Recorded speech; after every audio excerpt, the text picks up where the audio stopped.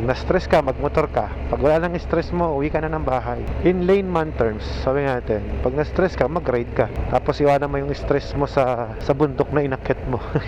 Kanya-kanya tayong stress reliever eh. Ito yung paraan namin ni Mrs. Kaya masaya naman kaming ibahagi sa inyo yan. Ewan ko, kita nyo pa, gabi na eh. Hanggang gabi may nagpipicture pa rin, no? OT sila.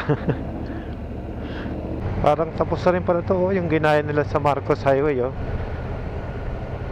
Pero Cannon Road to, guys, oh. Ganda, no?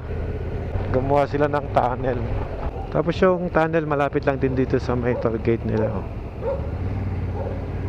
Mukhang open na rin yung toll gate, ah. Ng eroplano, diba? Oo nga, eh. Ayan, guys, oh. Ganda ng kalsada dito sa Cannon Road, oh.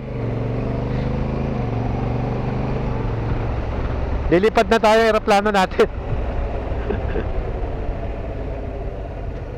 Oh, ganda, oh. May mga pailaw-ilaw na gano'n, oh.